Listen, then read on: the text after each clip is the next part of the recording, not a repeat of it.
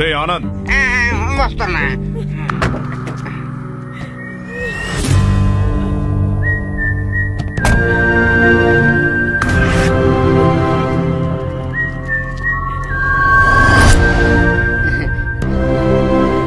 అయ్యా, వాడు నుంచి ముందు నా కూతుర్ని కాపాడు. పైకి తీసుకెళ్లి బంధించేసాడు. వాడిని చంపే.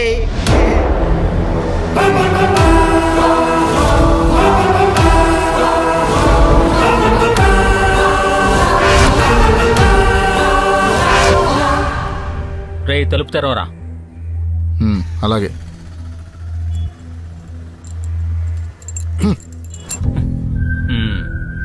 ఇదిగోండి కేసు, వెళ్ళి తలుపు తెరవండి. పాపం పండను నేడు నీ పరతం తొడతా చూడు.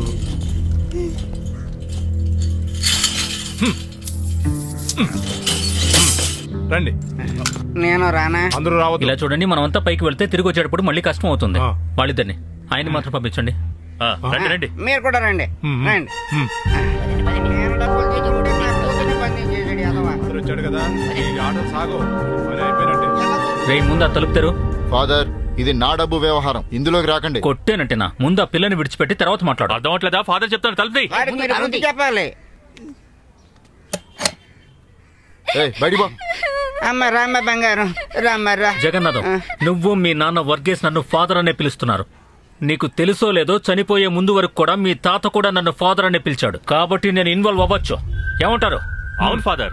ఫాదర్, అయితే నా డబ్బులు నాకు ఇప్పించండి. అతను నీకు ఎంత ఇవ్వాలి? అసలు 30,000, 8 నెలల వడ్డీ. మొత్తం ఎంతో చెప్పు. 50,000. కరెక్టేనా? 30,000 ఫాదర్. మిగతాదంతా వాడు అన్యాయం చేసిన వడ్డీ. ఇది చాలా టూ మచ్ రా. ఇందులో టూ మచ్ ఏముంది? అయ్యో, నువ్వు ఇవన్నీ చూసి భయపడకూడదు తల్లి. జగన్నాథ మావి సరదాగా మాట్లాడుతున్నారు. ఇక మాట్లాడు, ఇదే లాస్ట్. అంతేగా అన్నా? ఇవ్వండి. ఫాదర్ అసలు మాత్రమే నువ్వు ఇవ్వండి. మూసుకోనుండు. రే నోరు మూసుకురా, పోరా. మొత్తానికి బాగానే వసూలు చేస్తున్నాడు. అయ్యో, మొత్తం ఇస్తున్నారు. తీసుకుని సావరా. రే ఇంతే కదరా మ్యాటర్. దీనికెందుకు అనవసరంగా ఎంత గొడవ చేసావు? చూడు, ఊళ్ళో వాళ్ళంతా ఎలా చూస్తున్నారు చూడు.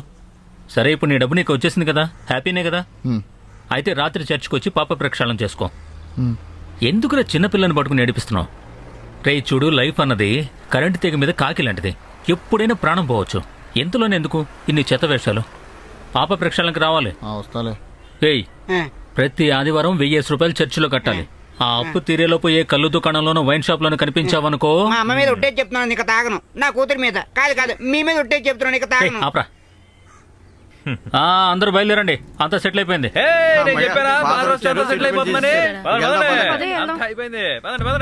ఈ రోజు రాత్రి పిడుగులతో కూడిన వర్షం పడుతుంది అనిపిస్తుంది. ఏమంటారు? అవును, ఖచ్చితంగా పడుతుంది. అలాగే ఉంది.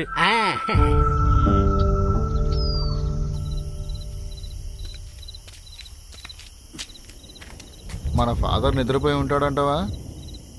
అప్పుడే నిద్రబారు. ఆయనకి ఇంకేం పని ఉండదా? ఎందుకో తెలీదు, మళ్ళీ కలవమన్నాడు. ఎందుకేంటి, పొద్దున జరిగిన దానికే. ఫాదర్, పాప ప్రక్షాళనకు జగన్నాథం వచ్చాడు. రమ్మను. నిన్ను లోపలికి రమ్మంటున్నారు. బాగా దేవుణ్ణి ప్రార్థించరా. నువ్వేంటి, నువ్వు కూడా వెళ్తావా? లేదు. పితాపుత్ర ఆమెన్.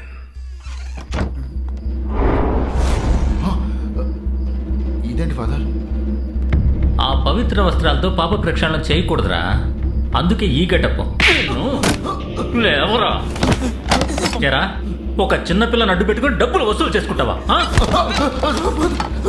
రేయ్, ఆనందయ్యకి డబ్బులు ఇస్తే వాడిని అడిగి తీసుకోవాలి. ఇంట్లో వాళ్ళని ఇబ్బంది పెట్టకూడదు. అర్థమైందా? అసలు నీ దగ్గర ఏం బిజినెస్? ఇలా ఎన్ని జిరాక్సులు తీసావు? ఈ వీకెండ్ తీయలేదు. ఏమీ తీయలేదు. నీకక్కడ ఏ వ్యాపారం లేదని నాకు తెలుసు.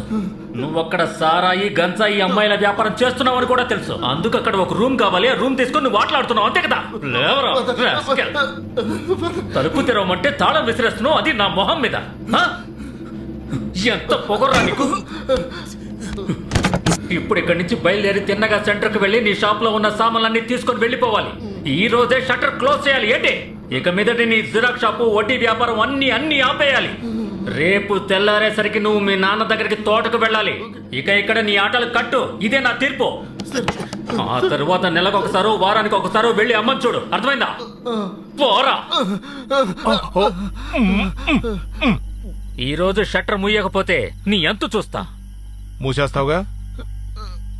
ఈ ఊళ్ళో నేను ఒక తీర్పు చెప్తే ఆ తీర్పే ఫైనల్, అర్థమైందా? ఎవరైనా వచ్చారా నీతో? ఎవరు?